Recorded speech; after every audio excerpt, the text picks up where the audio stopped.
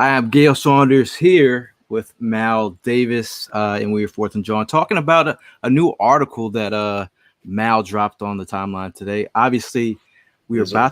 we're about to start the season preseason game tonight.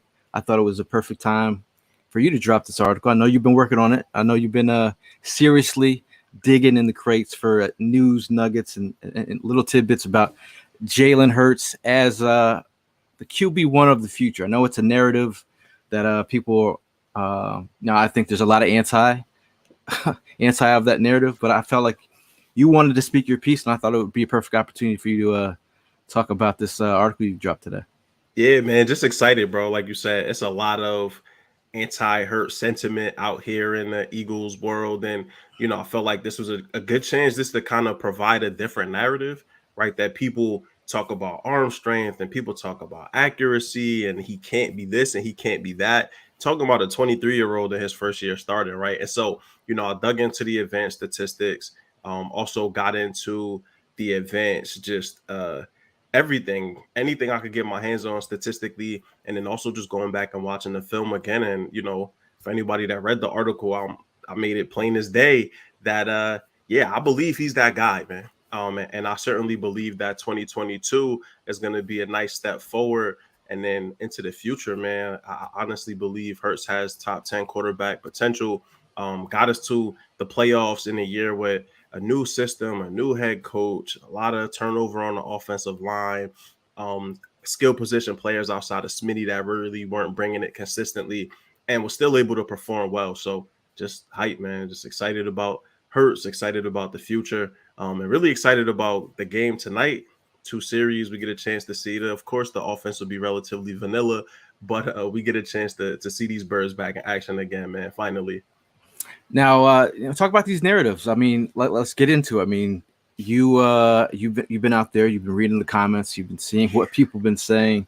What have been some of the anti narratives, anti Jalen narratives out there that you had to really attack to make your point? Yeah, and so Birdman 951, the article is on Fourth and John. Fourth and John's Twitter page also shared it. I reshared it from my page as well. So definitely jump into the article. Love to hear your thoughts. I mean, number one is this noodle arm season, or Jalen Hurts has a noodle arm. He can't make NFL throws, and completely just dispelled that notion in the article. I think your eyes will tell you the truth too. I think a lot of people get confused at the fact that Jalen Smith has a ways to go in regards to just his ability to perform from a passing standpoint, right? That like he still needs to really hone his technique, which makes it look like he may not be able to make all the throws. But when he does the right things from the pocket, steps into his throws, really establishes himself as a passer. I mean, he was throwing a rock 30, 40, 50 yards downfield relatively consistently. And so number one was definitely the noodle arm thing. Not true. My man definitely has the arm to make the throws. It's more the processing and more just his ability to continue to hone his skills as a passer. Interesting. I know you looked at some quarterbacks that you compared his their first year against each other. Yep. The quarterbacks that you had were Carson Wentz, Dak Prescott, Josh Allen, Kyler Murray, and Lamar Jackson. I mean, from those comparisons to those quarterbacks, I mean, we're talking their stats and their numbers. Yep. What was kind of data that you found behind that?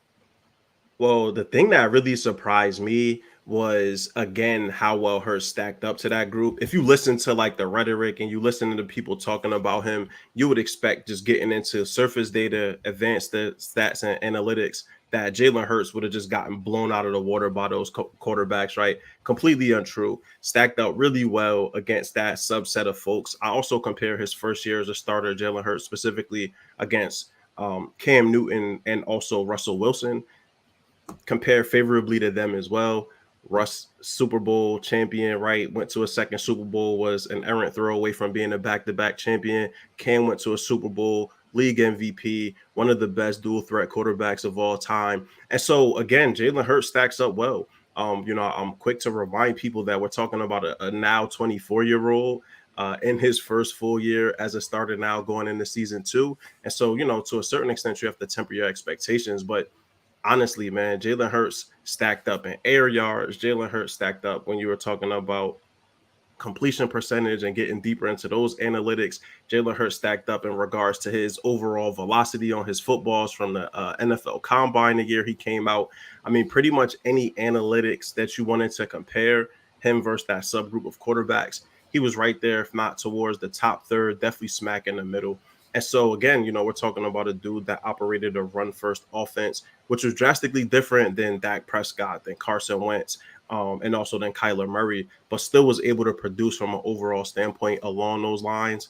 He was one of what I think 6 quarterbacks, if I'm not mistaken, to throw for over 3,100 yards and rush for at least 700 yards in a season. When you look at the people on that list, it's Lamar Jackson, Eagles great Randall Cunningham, Josh Allen, Cam Newton, Russell Wilson, RG3, right? Kyler Murray, people that either have already taken the NFL by storm or well on their way. So, again, I was just excited, man, to be able to go through this process and really, again, just step by step, continue to dispel these notions that he can't be or he won't be something that 100% I believe he can be and will be moving forward into the future. Now, one thing we saw last year, his first year as a starter, you saw a different style of offense the beginning of the season. As we progressed into the second half of the season, you got to see a different version of the offense. Obviously, they were the first leading offense in rushing, and I think that's a kind of that's not like in your article. It's said it's not a new thing to surround your first year like running back with a solid run game. So the fact that people are like, oh, it's a run up, this has happened year after year after year after year.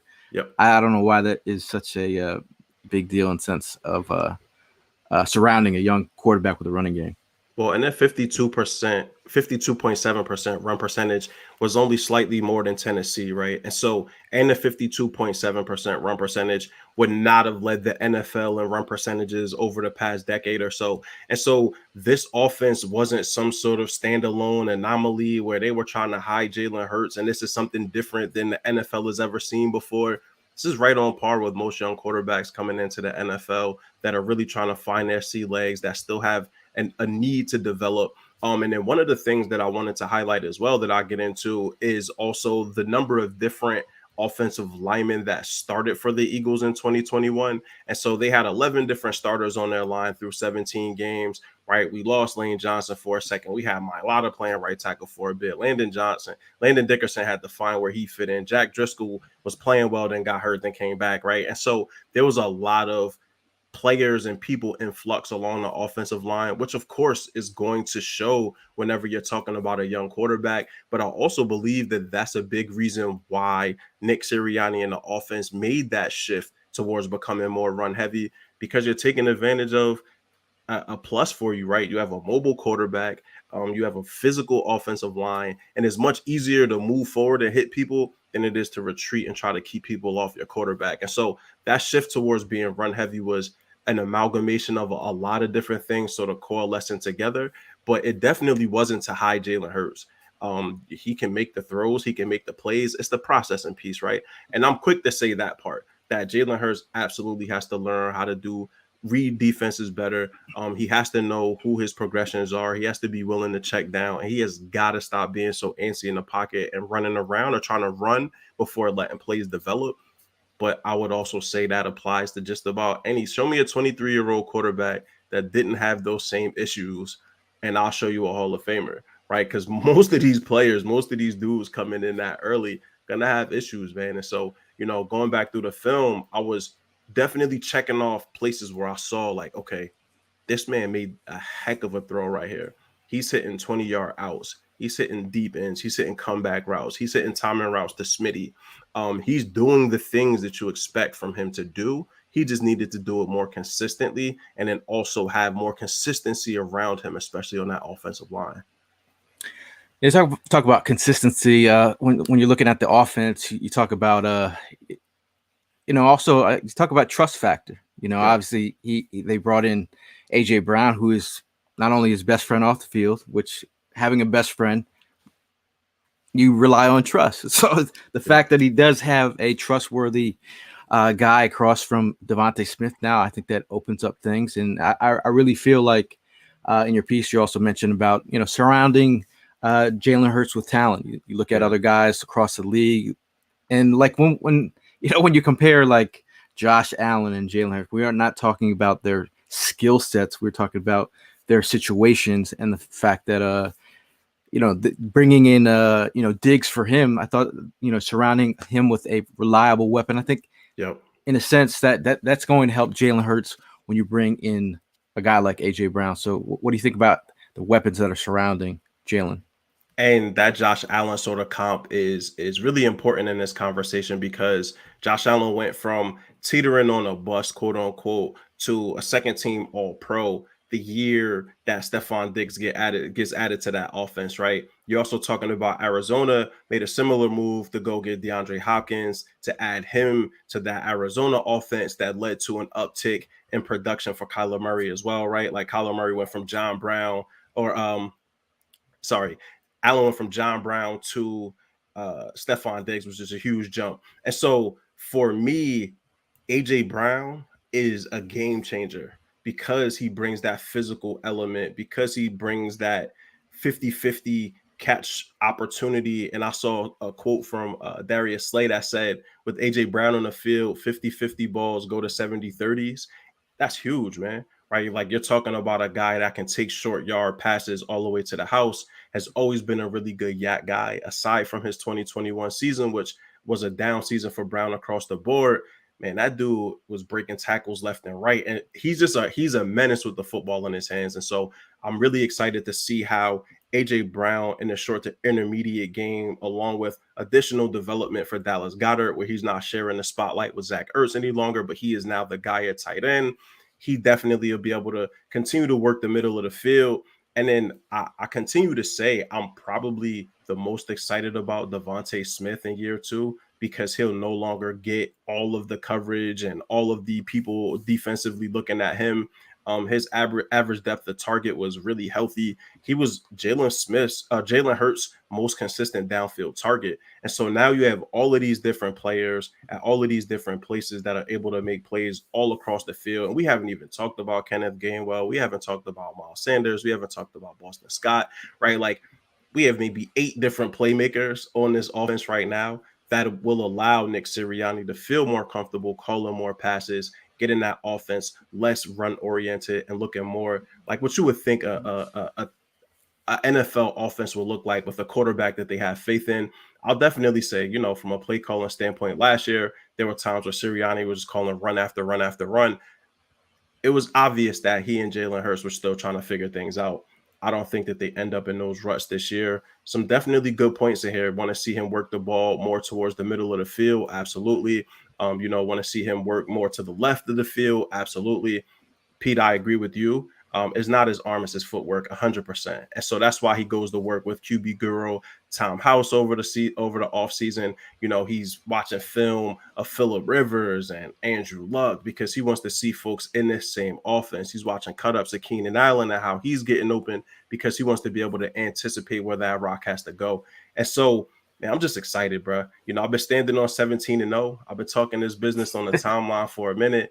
I saw Fran Duffy the other day said the Eagles were going 17-0. I don't know if that was tongue in cheek or not, but I want to stamp it now. I am Mr. 17-0.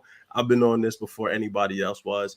And the big reason I continue to just talk that talk is because of Jalen Hurts and the development that he'll make as a quarterback moving forward.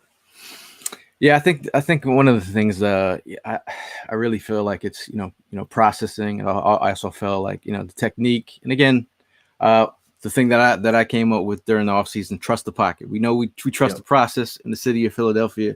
Trust the pocket and the ability to step up and make those throws, whether it's a 3-step drop, 7-step drop, when you need to pull that trigger.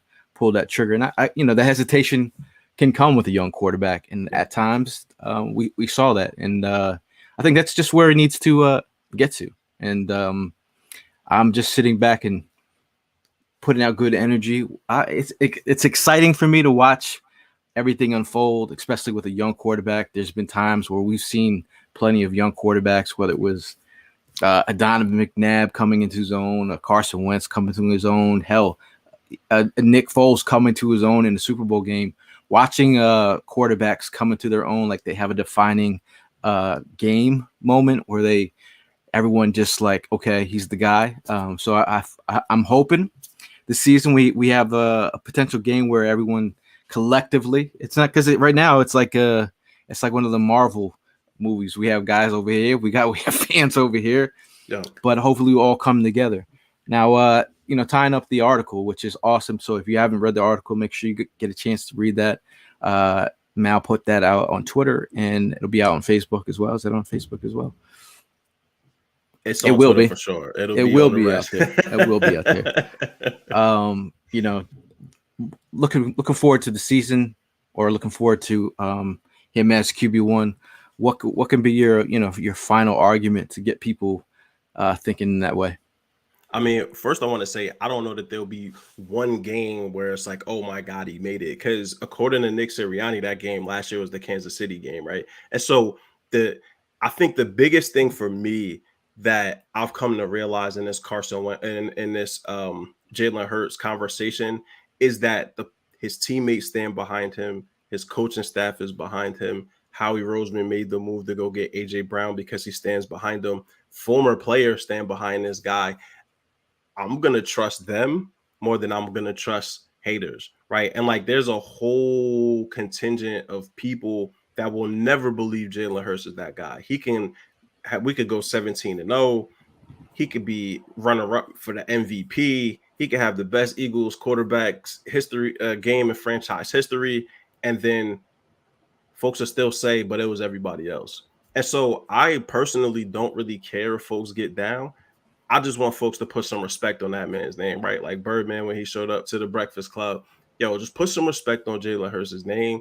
A, and B, stop with the rhetoric, right? Like stop saying his arm isn't strong enough. Stop saying what he can't do if you haven't really dug into the tape. And I know a lot of folks that say it have not dug into the tape. They haven't watched it. They haven't looked at the statistics. And so be able to assess something objectively and take your feelings out of it. I didn't put my feelings into this. I came in liking Jalen Hurts, but was also prepared to be really disappointed when I looked at the advanced stats.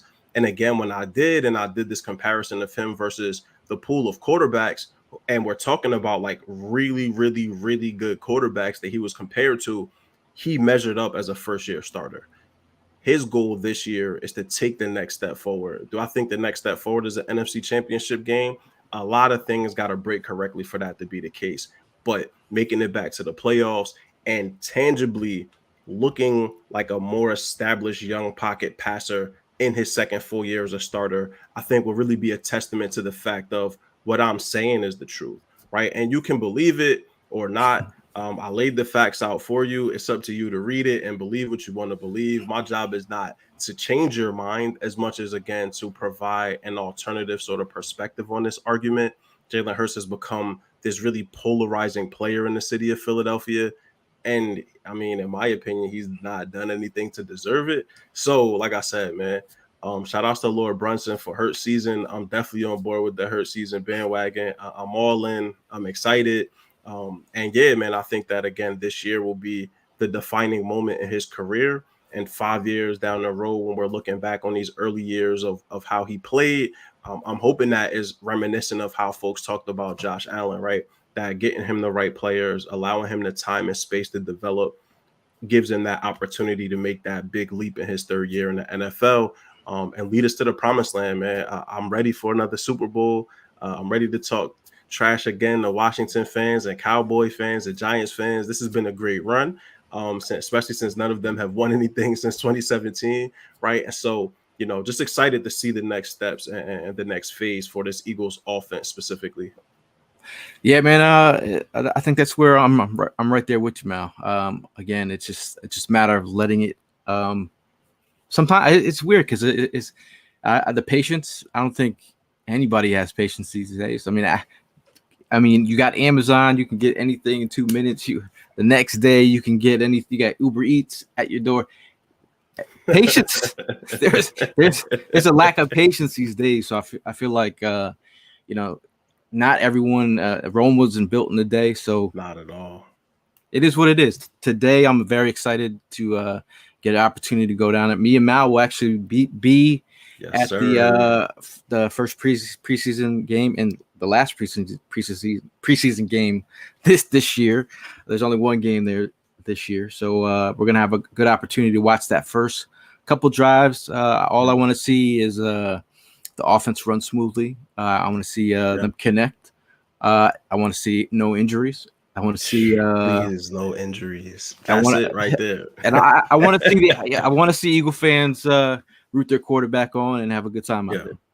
And that's the main thing for me too. Excited that they get 1 or 2 series. For me, really, I just, again, what you said, I just want to see Jalen Hurts be more concise, right? Like, there were quite a few times where he relied on his legs to make plays, when had he just been more patient, had he trust the pocket, he would have been able to dissect teams left and right. Rewatching that first Giants game, which was probably his worst game of the season, I walked away still like happy, bro, because I'm like, if this is the worst that he plays in his career, it's only up from here, because the 3 interceptions, couple other bad choices and bad looks, but overall what I saw was Sirianni didn't pull him in a game where the Giants were only up 10-0 for a good portion of that game, right? And so they had the faith in him to keep going. There was no Gardner Minshew, there's no QB controversy. He played through it.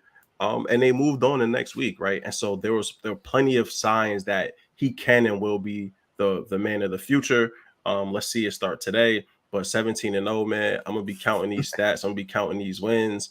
Even if they lose, I'm gonna still keep my energy, because I know that Jalen will only get better as the season progresses. He's my quarterback 1 in fantasy football.